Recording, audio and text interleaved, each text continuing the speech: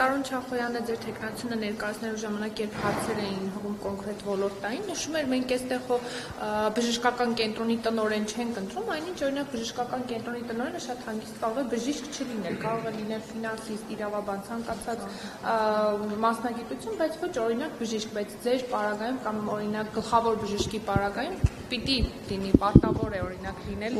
բժշկական մասնագիտություն։ Պարտավոր չէ, որևէ տեղ նման բան չկա գրված եւ նաեւ հիշելով նախկինում ովքեր են գլխավորել հանձնաժողովը, որևէ մեկը բժիշկ չի եղել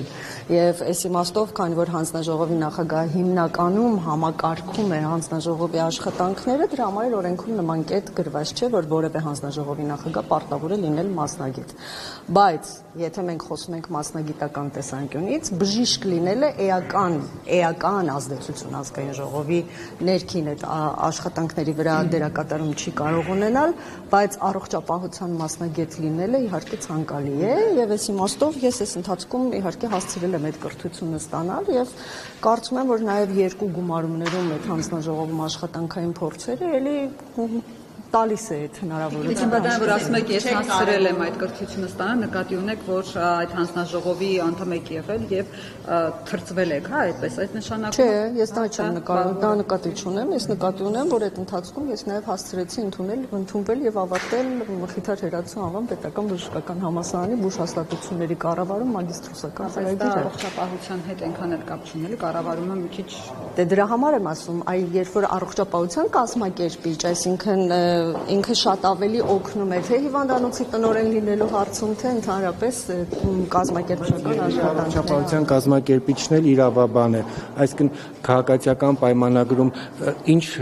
մեթոդով են ընտրում առողջապահության ոլորտի առողջապահության ղեկավարությանը, այսինքն դուք պետք է շփվեք ոլորտի մասնագետների հետ, այդ թվում եւ նեղ մասնագետների հետ, բարձրացնեք իրենց խնդիրները, բայց դուք պատկերացում չունեք այդ մասնագիտությունների վերաբերյալ։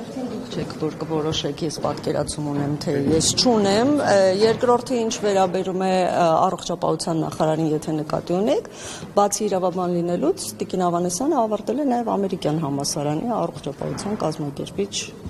ֆակուլտետը, մագիստրատուրան եւ կարծում եմ որոշեք։ Դուք չունեք համապատասխան գիտելիքները, նեղ մասնագիտական գիտելիքներ։ Պիտի լինեմ, ասենք, թոքաբան եւ այլն, ես կարծում եմ, որ բավականին երկար բացատրեցի, որ առողջապահության հանձնաժողովի նախագահ համակարգում է առողջապահության հանձնաժողովի անդամների աշխատանքը կազմակերպում է նիստեր եւ դրա համար օրինակ թոքաբան լինելու անհրաժեշտություն չկա։ Այդ դեպքում ինչի օրինակ ընդդիմադիր թեկնածուների հետ կապված դուք շատ խիստ ոլորտային հարցեր եք տալիս։ Գուցե իրենք էլ կարող են կազմակերպիչ լինել, բայց այդ ոլորտում խորացած չլինել։ Համաձայն եմ եւ եթե դուք լսել եք իմ ընտրության վերաբերյալ քննարկումները, տեսել եք, որ ամբողջությամբ բացառապես ոլորտային հարցեր են եղել, ինչի համար ես շատ ուրախ եմ եւ շատ շնորհակալ մեր ընդդիմությանը, որը նույն տարբերակով էլ մեզ ոլորտային առումով քրքրել է եւ կարծում եմ, որ սա լավագույն տարբերակն է ցանկացած ոլորտ, որի համար դու պատասխանատվություն ես վերցնում, այդ ոլորտը որոշակիորեն այսպես ավելի մաքսիմալ օգտակար լինելու այդ ոլորտում եւ միայն մենք չենք, որ ոլորտային հարցեր ենք տալիս, եթե չեք դիտել, առաջարկում եմ դիտել։ Քննարկման օրինակ խմբագրության քննարկել արդյոք ընդդիմադիր թեկնածուների ոլորտային պատրաստվածությունը, այսինքն ինչքանով են նրանք պատրաստ այդ ոլորտը ղեկավարելու ազգային ժողովի մակարդակով, թե ոչ, թե այլ հարցերի շրջանակը է։ Չէ, իհարկե ոլորտային առումով եւս քննարկումներ եղել են եւ բոլոր թեկնածուների վերաբերյալ մենք հնարավորինս, ինչպես որ մեր թեկնածուների վերաբերյալ ենք նախնական մինչև որոշելով կլինի թեկնածու ամենայն մանրամասնությամբ քննարկում նույն տարբերակով էլ եղել է նաև ընդդիմության ներկայացուցիչների վերաբերյալ եւ մասնագիտական եւ նաև մասնագիտությունից անդին։ Դուք ոլորտային առումով բոլորը շատ լավ եք ընտրվեցիք, ընդդիմադիրները վատ էին։ Բացարձակ նման բան չի եղել, բացարձակ։ Ես կարծում եմ, որ այո, շատ լավ թեկնածուներ էր առաջադրել Ուժեղ Հայաստան խմբակցությունը եւ շարունակում է շատ լավ տեխնացուներ առաջադրել եւ մենք այդ համեմատության մեջ մեր ընտրությունը կկատարենք։ Տիկին Բադալյան, առողջապահության այդ համընդհանուր ապահովագրության վճարների հետ կապված այսպիսի խնդիր են բարձրաձայնում քաղաքացիները։ Քաղաքացին, որ օրինակ աշխատում է եւ գործատուն վճարում է այդ գումարը եւ պլյուս ունի ԱՁ 129,000 դրամ ինքն է վճարում, հետո պետությունը վերադարձնում է միայն գործատուի տված այդ, դա որը կազմում է 56,000 դրամ, որովհետեւ այնտեղ գործատուի հետ պետությունը սուբսիդավորում է։ Հիմա ստացվում է, որ այդ քաղաքացիները 129,000 դրամից ավել են վճարում, որովհետև այն մի 129,000 դրամը ամբողջությամբ հետ չեն ստանում։ Այս խնդրի հետ կապված առաջիկայում հնարավոր է ինչ-որ լուծում լինի։ Այո, այս խնդրի հետ կապված քննարկումները այս պահին էլ ընթանում են եւ եթե հիշում եք նախորդ փուլում էլ երբ որ արդեն մենք ԱԶ-ները եւս այդ 120,000 դրամներով ներգրավեցին եւ դարձան առողջության ապահովագրության շահառու, այնտեղ էլի խնդիրներ կար, որովհետեւ ԱԶ-ն միանգամից պիտի վճարեր այդ գումարը, այն դեպքում երբ որ մյուս աշխատողները ամսական էին վճարում, այդ խնդիրն էլ լուծվեց եւ հնդածս երբ որ խնդիրներ են առաջանում, մենք փորձում ենք դրանք կարգավորել։ Այնտեղ համակարգում մի քիչ բարդություն կար, որովհետեւ այո, սկզբում բողոքի ալիք բարձրացրեց նաեւ դա, որ երկու աշխատատեղից միանգամից վճարվում է հիմնադրամ, հետո հիմնադրամը հետ է վերադարձնում երկրորդ աշխատատեղից վճարված գումարը եւ այլն, բայց տեխնիկապես այս կեսն է վերադարձվելու մասը իհարկե ամենայն մանրամասնությամբ պիտի քննարկվի եւ մենք առաջիկայում աշխատանքային իհարկե այո մենք աշխատանքային քննարկում պիտի անենք առաջիկայում բոլոր այդ ֆինանսական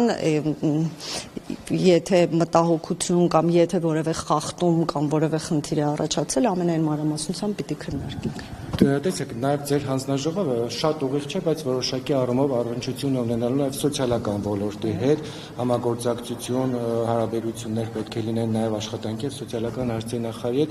Ձեր եւ Արսեն Թորոսյանի հարաբերությունները կարծես թե այդքան էլ հարթ չեն, հնարավոր շատ հարթ են մեր հարաբերությունները։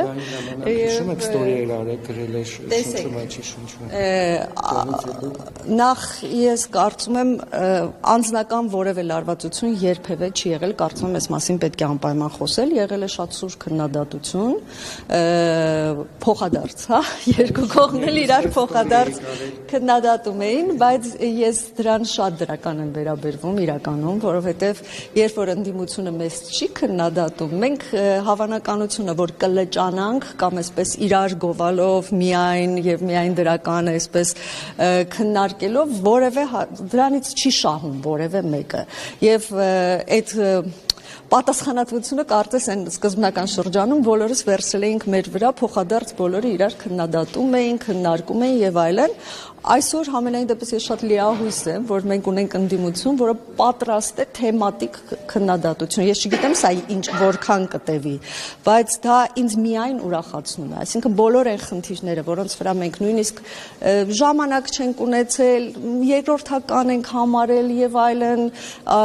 ավելի այսպես մեծ խնդիրների վրա ենք կենտրոնացել, ես այսօր նկատում եմ 9-րդ գումարման ազգային ժողովում 8-ում նման բան չի եղել, եթե հիշում եք, նրանք խոշորացույցով բոլոր խնդիրները վերհանում են եւ այդ խնդիրների շուրջ քննարկում են մեզ այդ կազմակերպում։ Այս դեպքում մենք իրար ընդդիմություն ներկայանալու կարիք այլևս չունենք։ Մենք պիտի ընդհակառակը միավորվենք եւ փորձենք եւ ընդդիմության հարցերին պատասխանել եւ վերհանած խնդիրները, որոնց մեջ լինում են նաեւ օբյեկտիվ խնդիրներ, զբաղվենք դրանց լուծմամբ։ Այնպես որ այստեղ անձնական լարվածություն առանձնապես չի եղել, այո, առողջապահության եւ սոցիալական ոլորտները խաչվում են եւ շատ տեղերում դրանք այսպես շատ նույն գծի մեջ են գնում եւ առանց համագործակցության դա հնարավոր չի լինում։ Տիկին Բադալյան, քանի որ գործընկերս նշեց ձեր կենսագրական այն դրվագը, երբ որ դուք աշխատել եք կենտրոն հեռուստաընկերությունում, ես կուզենայի երկիր մեդիայի պահը այս պահին հետաքրքիր դրվագներով ես բնավ չունեմ խնդիր, օրինակ ինձ շատ ավելի ցավացրել է, երբ որ ես տեսել եմ, որ 19-20 հատկապես թվականից հետո օրինակ կենտրոն հեռուստաընկերությունը ինձ հետ կապված ամբողջ այդ տեսագրությունը հնարավորինս ամեն տեղից ջնջել է։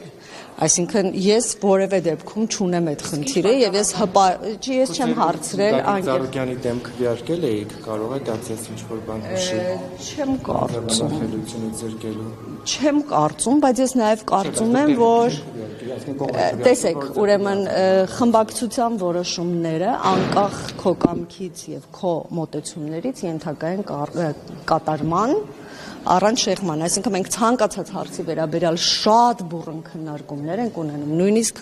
ընդդիմության առաջադրած տեխնացուների վերաբերյալ շատ բուռն քննարկումներ ենք ունենում, նույնիսկ կարող է դրանք լինել բարձր տոներով, բայց անկախ նրանից դու ինչ վերաբերմունք ունես հարցին, եթե խմբակցությունը քվեարկությամբ, մեծամասնությամբ որոշում է ընդունել, դու պարտավոր ես դրա կատարմանը եւ հետեւաբար ժամանակ դեմ եք եղել։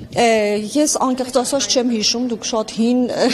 պատմություն եք անել եւ դրա կարիքն էլ չկա եւ ես կարծում եմ, որ քաղաքականությունը այնուամենայնիվ այլ ոլորտների հետ այսպես ինչ որ խառնելու կարիք չկա այս դեպքում, որովհետեւ յուրաքանչյուր մարդ ունի անցած ճանապարհ եւ յուրաքանչյուր կազմակերպություն ունի անցած ճանապարհ եւ ես էլ քիչ դերակատարում չեմ ունեցել կենտրոն հեռուստաընկերության կյանքում, նրանք էլ քիչ դերակատարում չեն ունեցել իմ կյանքում եւ ես կուզենայի, որ այդ ոլորտը եւ այդ փուլը մնար այնպիսին, ինչպիսին որ ինքը կար։